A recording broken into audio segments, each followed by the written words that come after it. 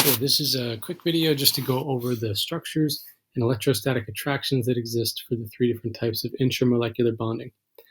As we're going to talk about more as we review each individual type of bonding, most types of bonding occur so that ions or atoms can obtain a stable full valence shell of electrons. There will be exceptions to that rule, but that's the general case. So if we look at the structure on the right, this is represents an ionic compound. Could be sodium chloride, but could be any ionic compound. The general principle here is that with ionic compounds, you have positive ions surrounding negative ions and negative ions surrounding positive ions in a large crystal lattice structure. So that's an important term, crystal lattice. Electrostatic attraction, the attraction that holds this thing together, we call it an electrostatic attraction because it has to do with electric charges, positive and negative electric charges. So the electrostatic attraction exists between those positive and negative ions, or those opposite ions, and that's what holds the ions in place. And this type of bonding is considered to be somewhat non-directional in that the ions attract all around them. It's not specifically between two, it doesn't just have to be between a certain Na and a certain Cl. Every Na positive ion attracts negative ions all around itself.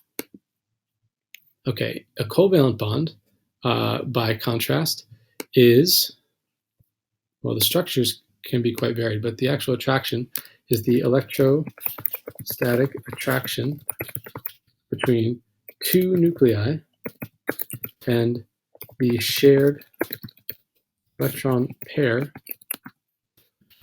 between them.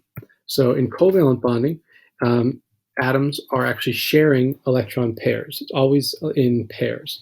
Now it can be 1, 2, or 3 pairs, which creates single, double, or triple covalent bonds. But the electrons are always paired, so you can't have a covalent bond with an odd number of electrons. And the actual attraction is that the two different nuclei involved are both tugging on the shared pair, trying to pull them into their own nucleus, towards their own nucleus, and therefore that holds the two atoms next to each other.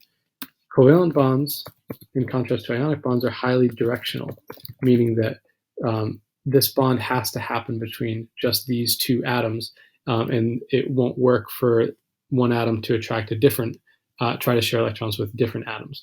So highly directional in that the sharing takes place between two specific atoms.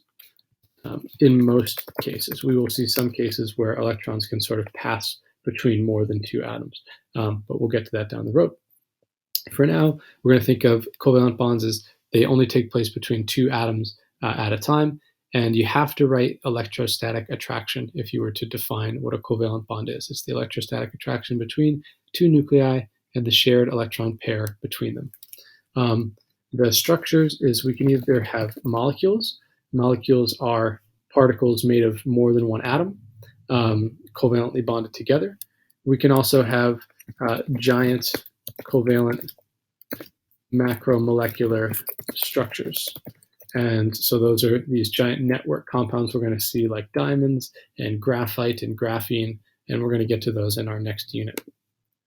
For metallic bonding, the structure is generally described as positive ions in a sea of delocalized electrons. So you have positive metal ions that have sort of a regular fixed placement in the structure, and then there are delocalized valence electrons that move between them freely. And that's the description of the structure of a metal.